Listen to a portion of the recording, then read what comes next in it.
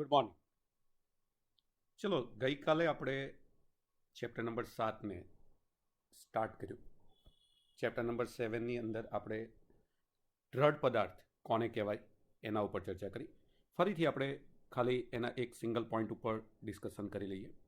તો ફર્સ્ટ, કણોના જે તંત્રમાં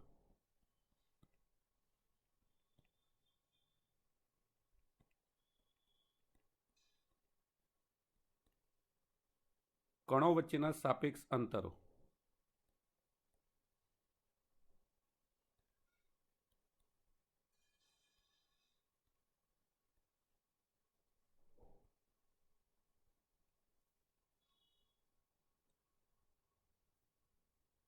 સમયની સાપેક્ષે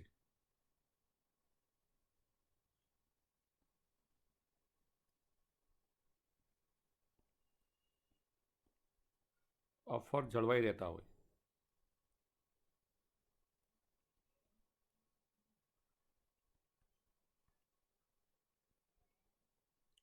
તો તેને દ્રઢ પદાર્થ કહેવાય.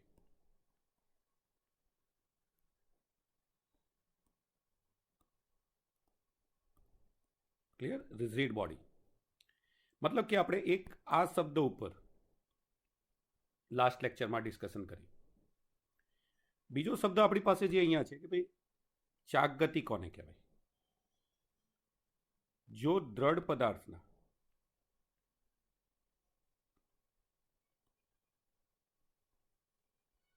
બધા જ કણો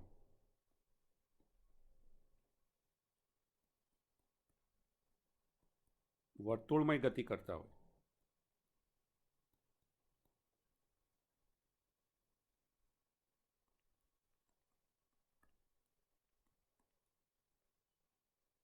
અને આ વર્તુળોના કેન્દ્રો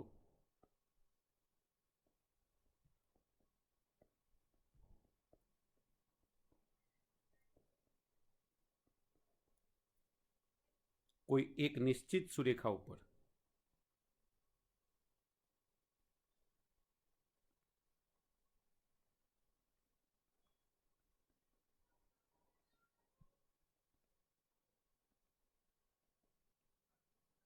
સ્થિર હોય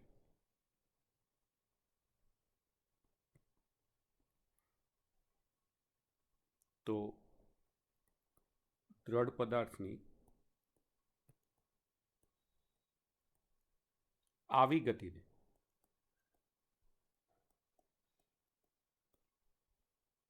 ચાક ગતિ કહેવાય.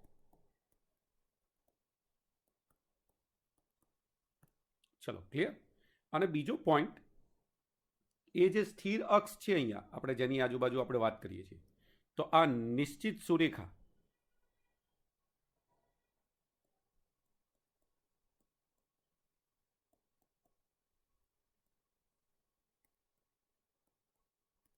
ભ્રમણાક્ષ કહેવાય.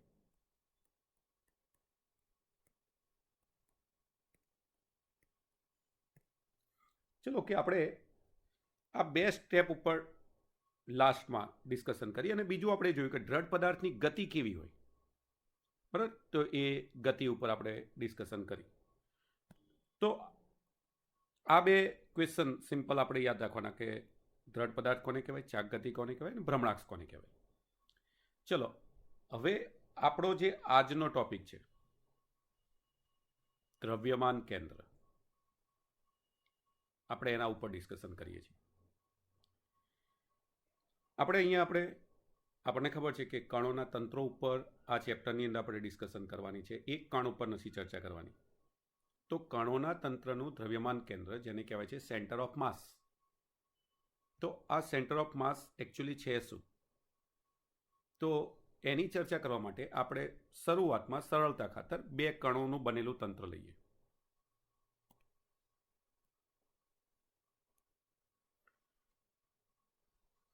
ચલો, ઓકે. તો હવે આપણે વાત કરીએ છીએ દ્રવ્યમાન કેન્દ્ર.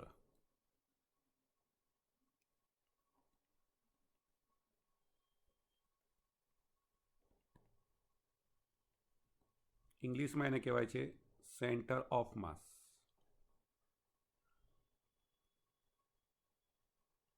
હું એના માટે normally CM short point use કરીશ.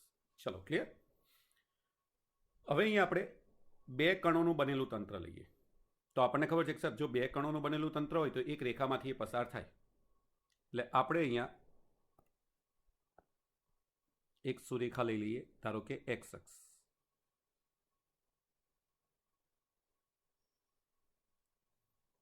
આ માની લો કે ઉગમ બિંદુ છે.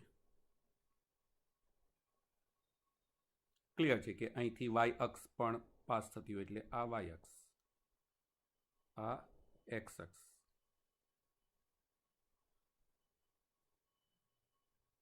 ચલો ક્લિયર. હવે આ x અક્ષ ઉપર આપણે બે કણોને ધ્યાનમાં લઈએ. તો ધારો કે એક કણ અહીંયા છે, બીજું કણ અહીંયા છે. તો આપણે જાણીએ છીએ કે સર આ બે કણોનું બનેલું તંત્ર છે. તો પહેલું જે કણ છે એનું દળ આપણે લઈ લઈએ. તો પહેલા કણનું દળ m1 છે, બીજા કણનું દળ m2 છે. પહેલા કણનું અંતર ઉગમ બિંદુથી ધારો કે x1 છે અને બીજા કણનું અંતર ઉગમ બિંદુથી ધારો કે x2 છે.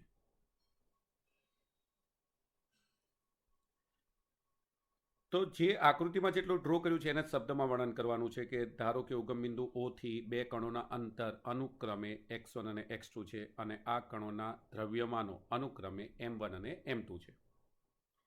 તો હવે આનું દ્રવ્યમાન કેન્દ્ર, તો હવે આપણે સીધી એની વ્યાખ્યા જ આપીએ છીએ. આ તંત્રનું દ્રવ્યમાન કેન્દ્ર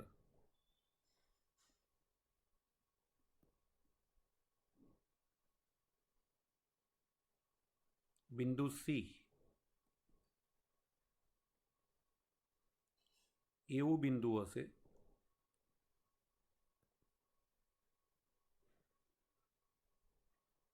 કે જે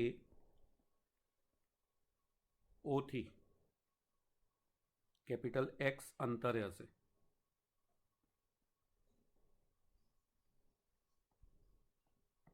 મતલબ કે આપણે અહીંથી x અંતરે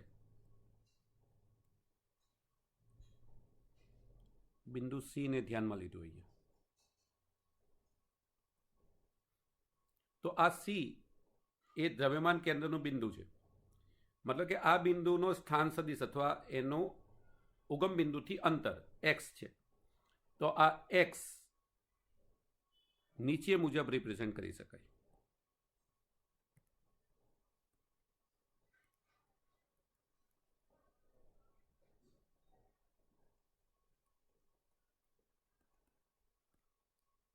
તો અહીંયા આપણે કેપિટલ X બરાબર, આ x એ દ્રવ્યમાન કેન્દ્રનું સ્થાન છે. x બરાબર m1 x1 plus m2 x2 upon m1 plus m2. જ્યાં અહીંયા આપણે જોવા જઈએ તો એકચ્યુઅલી આને દળની ભારિત સરેરાશ પણ કહેવાય. બરાબર. એક્સને શું કહેવાય? આ જે એક્સ છે એને દળની ભારિત સરેરાશ કહેવાય. ગણિતની અંદર સરેરાશ જ્યારે આપણે સ્ટડી કરતા તો સરેરાશનો આ એક પ્રકાર છે જેને ભારિત સરેરાશ કહી શકાય. તો આ જે છે એ એકચ્યુઅલી ભારિત સરેરાશ છે. હવે જો માની લો કે બંને કર્ણના દળ અહીં જો m1 બરાબર m2 બરાબર m હોય, એટલે કે બંનેના દળ સરખા હોય, તો કેપિટલ X બરાબર mx1 plus mx2 upon m plus m common નીકળે, x1 plus x2 upon 2m, m cancel, એટલે કે x1 પ્લસ x2 અપોન 2. મતલબ કે સમાન દળના જો બે પદાર્થો આપેલા હોય, બે કણ આપેલા હોય, તો એનું દ્રવ્યમાન કેન્દ્ર તે બંનેની બરાબર મધ્યમાં હોય. ચલો ક્લિયર. તો આ પોઈન્ટને હા તમે MCQ પોઈન્ટ ઓફ વ્યૂ યાદ રાખી શકો. સમાન દળના બે કણોનું દ્રવ્યમાન કેન્દ્ર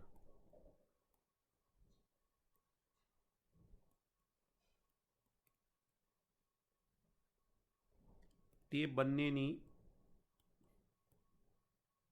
બરાબર મધ્યમાં હોય.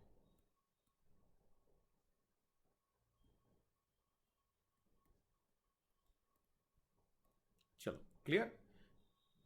હવે ધારો કે આ તો આપણે બે જ કણ લીધા, બેની જગ્યાએ ધારો કે 3 કણ હોય.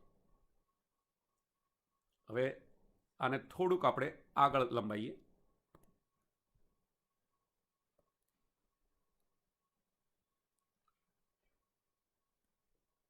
જો 3 કણોનું તંત્ર હોય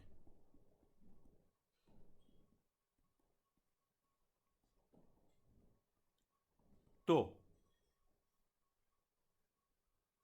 x બરાબર આપણને શું મળે? m1x1 plus m2x2 plus m3x3 upon m1 plus m2 plus m3. આનો મતલબ એવો થઈ ગયો કે જો n કણો માટે આપણે વાત કરીએ તો હા અહીંયા આપણે એક વસ્તુ ધ્યાનમાં લીધી છે કે બધા કણોને આપણે ક્યાં લીધા છે? x અક્ષ ઉપર. હા એક અહીંયા છે. હજી આપણે દ્વિપરિમાણમાં વાત કરતા નથી, એક પારિમાણિક જ ચર્ચા છે આપણી. તો જો આપણી પાસે n કણો હોય તો n કણોના આપણી પાસે દળ હશે m1 m2 m3 dash dash dash mn. અને જો બધાને x અક્ષ ઉપર જ મૂકેલા હોય તો દરેકના સ્થાન અનુક્રમે x1 x2 x3 dash dash dash xn હશે. તો એનો મતલબ થયો કે n કણોના બનેલા તંત્રનું દ્રવ્યમાન કેન્દ્ર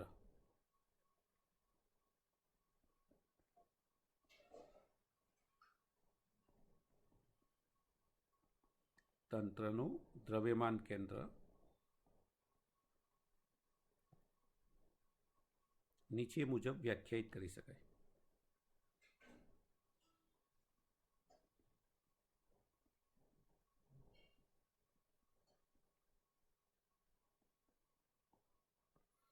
અહીંયા મોટાભાગે દ્રવ્યમાન કેન્દ્ર જ્યારે આપણે વ્યાખ્યાયિત કરીએ એટલે એનો સ્થાન સદિશ જ એટલે કે એનું સ્થાન જ વ્યાખ્યાયિત કરીએ છીએ. એટલે અહીંયા આપણને n કણોના તંત્રનું દ્રવ્યમાન કેન્દ્ર આપણને શું મળશે? તો xcm બરાબર અથવા x બરાબર m1 x1 plus m2 x2 plus plus mn xn upon m1 plus m2 plus plus mn. આને આપણે સિગ્માના સ્વરૂપમાં લખવું એટલે લખાય સિગ્મા mi xi i બરાબર 1 to n upon sigma mi i બરાબર 1 to n. હવે તમે સિગ્મા mi ને એનું કુલ દળ પણ લઈ શકો તો એને કુલ દળ તરીકે લઈ શકો. તો આનું આ જ સૂત્ર આવું થઈ જાય sigma mi xi upon capital M, જ્યાં કેપિટલ M એ તંત્રનું કુલ દળ છે.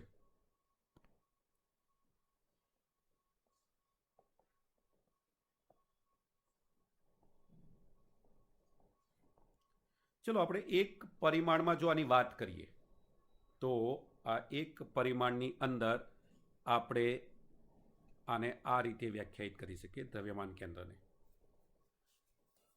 હવે આપણે જો દ્વિપરિમાણ હોય તો શું? તો હવે સૂત્રથી તો તમે પરિચિત થઈ ગયા સર આનું સૂત્ર તો એકદમ સિમ્પલ છે બરાબર. તો હવે દ્વિપરિમાણમાં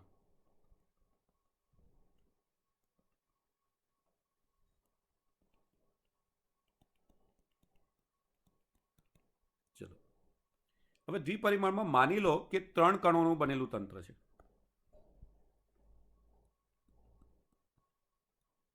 તો 3 કણોના દળ અનુક્રમે m1 m2 અને m3 છે તથા ક્લિયર છે કે તેમના સ્થાને આપણને આપેલા હશે કેમ કે અહીંયા દ્વિપરિમાણ છે, સમતલ હોવાને કારણે તેના બે યામો હોય તો તથા તેમના સ્થાનો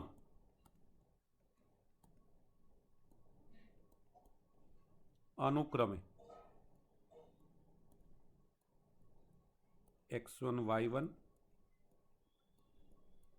x2 y2 અને x3 y3 છે.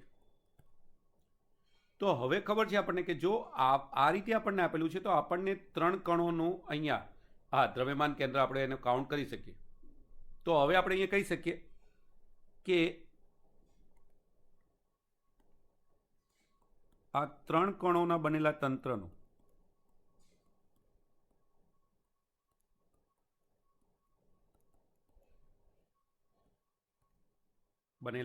બનેલ તંત્રના દ્રવ્યમાન કેન્દ્ર C ના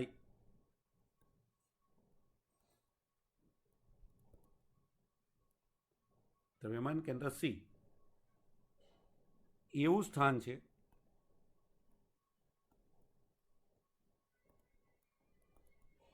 જેના યામ હવે અહીંયા આપણને દ્વિપરિમાણ છે એટલે બે મળે x અને y જે નીચે મુજબ મળે. તો હવે આપણે લખી શકીએ x બરાબર તો ઉપર જેમ લખ્યું એમ m1 x1 plus m2 x2 plus m3 x3 upon m1 plus m2 plus m3 અને y બરાબર m1 y1 plus m2 y2 plus m3 y3 upon m1 plus m2 plus m3. ચલો ક્લિયર. હવે ધારો કે દ્વિપરિમાણમાં n કણો હોય તો તમે આનું આ સૂત્ર ઉપર જેમ આપણે લખ્યું હતું એમ m1 x1 plus m2 x2 plus plus plus mn xn upon m1 plus m2 plus m3 plus plus અને y બરાબર m1 y1 plus m2 y2 plus m3 y3 plus plus છેદમાં બધા કણોના દળોનો સરવાળો. જો સમાન દળ હોય ત્રણેય કણોના દળ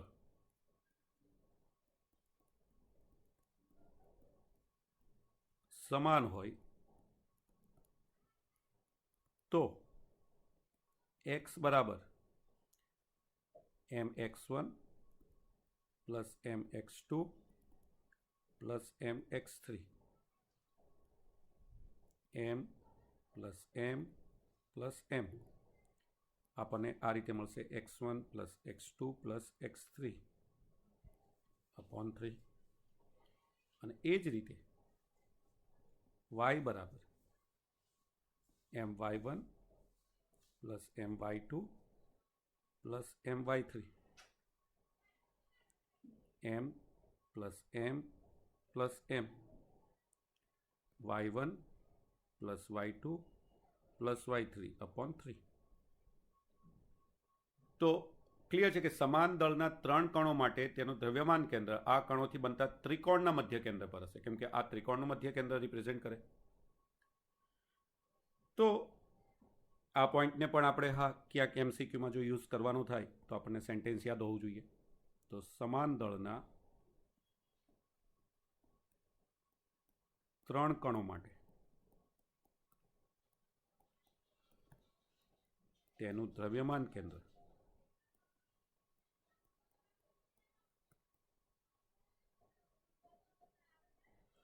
આ કણોથી બનતા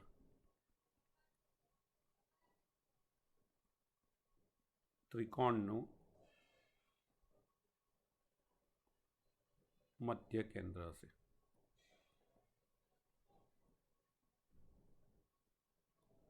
ચલો ક્લિયર. હવે માની લો કે ત્રિપરિમાણમાં આપણે વાત કરીએ છીએ. હવે આની આ જ વસ્તુ થોડીક વધારે એક્સટેન્ડ કરીને આપણે જઈએ ત્રિપરિમાણમાં.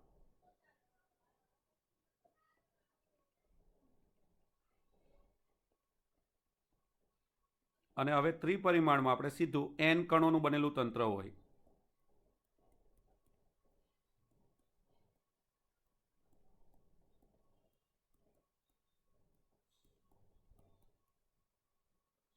તો હવે આનું આ સૂત્ર તમે આવું લખી શકો કે ધારો કે n કણોનું બનેલું તંત્ર છે, બરાબર, અને ત્રિપરિમાણ છે, તો આપણને x બરાબર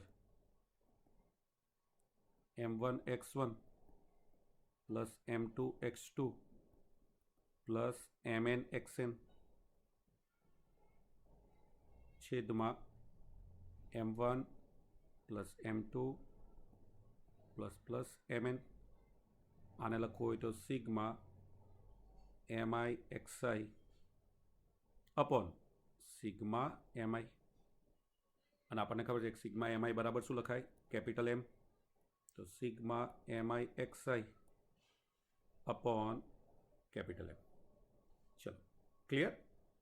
હવે ધારો કે y બરાબર લખવું હોય તો m1 y1 plus m2 y2 plus plus mn yn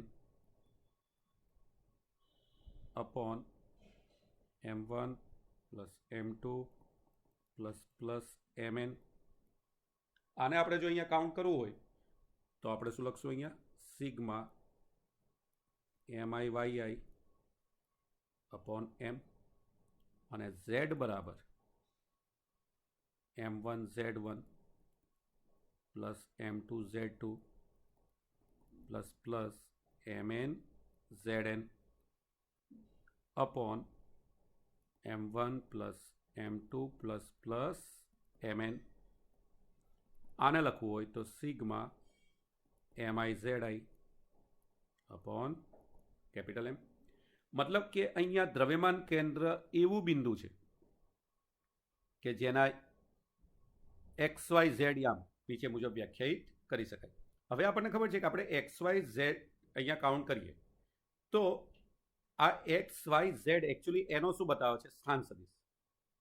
એટલે આપણે સ્થાન સદિશના સ્વરૂપમાં પણ આને રિપ્રેઝેન્ટ કરી શકીએ. તો જો આપણે સ્થાન સદિશને ધ્યાનમાં લઈએ, જો સ્થાન સદિશ અનુક્રમે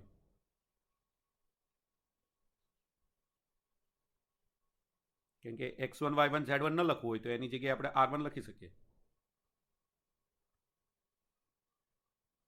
r1 r2 rn હોય. ક્લિયર. દરેકના સ્થાન સદિશ આપણે જો અહીંયા ધારી લઈએ છીએ તો r1 r2 dash dash dash rn હોય તો r બરાબર એનો સ્થાન સદિશ દ્રવ્યમાન કેન્દ્રનો, બરાબર, તો r બરાબર m1 r1 plus m2 r2 plus mn rn upon m1 plus m2 plus plus mn. આ રીતે લખી શકાય. આને લખવું હોય તો આવું પણ લખાય, sigma mi ri upon capital M, કુલ દળ. ચલો, તો આ રીતે તમે સદિશની ભાષામાં પણ આને રિપ્રેઝેન્ટ કરી શકો. સદિશ આપણને ખબર છે સર, સદિશને તો રિપ્રેઝેન્ટ કરતા આપણને ખબર જ છે કે સર r1 બરાબર x1 y1 z1, r2 બરાબર x2 y2 z2. તો એ જ પ્રમાણે જેમ અહીંયા એ લોકોએ રિપ્રેઝેન્ટેશન કરેલું છે તો તમે આ રીતે લઈ શકો, ri બરાબર xi i cap plus yi j cap plus zi k cap. આનો મતલબ થાય r1 લો તો x1 i cap plus y1 j cap plus z1 k cap, r2 લો તો x2 i cap plus y2 j cap plus z2 k cap. તો બુકની અંદર આ પોઈન્ટ આપણને આ રીતે આપેલો છે. તો આ રીતે તમે આઈમાં કણનો સ્થાન સદિશ રિપ્રેઝેન્ટ કરી શકો. અને દ્રવ્યમાન કેન્દ્રને એ લોકોએ કેપિટલ આરથી રિપ્રેઝેન્ટ કર્યું છે, એનો સ્થાન સદિશ છે પણ કેપિટલ આર. ચલો, તો n કણોનું બનેલું તંત્ર હોય તો તમે આ રીતે એને ધ્યાનમાં લઈ શકો. હવે માની લો કે તમે નિર્દેશ ફ્રેમને ઉદ્ગમ બિંદુને આપેલા કણોના તંત્રના દ્રવ્યમાન કેન્દ્ર પર લીધેલું છે. જો આપણે ઉગમ બિંદુ પર જ દ્રવ્યમાન કેન્દ્ર લઈએ તો આપણને ખબર છે કે સર આ r બરાબર 0 થાય, અને જો આર બરાબર 0 થાય તો sigma MI RI upon capital M બરાબર 0 થાય, અને જો એ બરાબર 0 થાય તો એમ ઇન્ટુ 0 તો 0 જ થઈ જવાનું. એટલે કે જો દ્રવ્યમાન કેન્દ્ર એનું ઉગમ બિંદુ પર હોય તો સિગ્મા એમઆઈ આરઆઈ બરાબર 0 લઈ શકાય. આનો ઉપયોગ આપણે દાખલામાં કરીએ છીએ, માટે આ પોઈન્ટને આપણે યાદ રાખવાનો. હા, કન્ડિશન ફિક્સ છે કે જ્યારે દ્રવ્યમાન કેન્દ્રને તમે ઉગમ બિંદુ પર લો ત્યારે તમે આ કન્ડિશન યુઝ કરી શકો, સિગ્મા એમઆઈ આરઆઈ બરાબર 0. ચલો, આઈ થિંક દ્રવ્યમાન કેન્દ્ર કોને કહેવાય અને એને કઈ રીતે શોધી શકાય તો એ પોઈન્ટ ઉપર આપણે આમાં ડિસ્કશન કરી ગયા. તો આટલી વસ્તુ, હા, આ થિયરીને અત્યારે યાદ રાખવાની, કેમ કે હજી એક બીજી થિયરી આમાં છે દ્રવ્યમાન કેન્દ્ર શોધવાની. અહીંયા આપણે જ્યારે કણો લીધા છે, કણોનું વિતરણ કેવું છે? અસતત વિતરણ છે. એટલે કે કણો છૂટા છૂટા જ્યારે આપેલા હોય ત્યારે અત્યારે જે મેં થિયરીનું વર્ણન કર્યું એ પ્રમાણે તમે એનું દ્રવ્યમાન કેન્દ્ર શોધી શકો. જનરલ સૂત્ર આપણું અહીંયા જે છેલ્લું મેં મેળવેલું છે, આ સૂત્ર એ આપણું જનરલ સૂત્ર છે. એ એક પરિમાણ, દ્વિપરિમાણ કે ત્રિપરિમાણ ત્રણેયમાં લાગુ કરી શકાય. કેમ? કારણ કે એના યામ પછી આપણે મૂકીએ એટલે આપણને ખબર કે એક પરિમાણમાં વાય ઝેડ જ નહીં હોય તો એના યામ તો 0 0 જ આવશે. એટલે ઇનડાયરેક્ટલી આ જે છેલ્લું સૂત્ર છે એ આપણા માટે જનરલ સૂત્ર છે, અને આ સૂત્રથી જ મોટાભાગના કેલ્ક્યુલેશન જ્યારે આપણે કરશું ત્યારે આપણે આ સૂત્રનો યુઝ કરીને કેલ્ક્યુલેશન સહેલાઈથી કરી શકીએ. બાકી આખી થિયરીને તમારે એક પરિમાણ, દ્વિપરિમાણ ને ત્રિપરિમાણમાં કમ્પેર કરીને યાદ રાખવા પ્રયત્ન કરવાનો છે. ચલો, ક્લિયર? તો આજે આ થિયરીને કમ્પ્લીટ સ્ટડી કરી લેવાની છે. Thank you.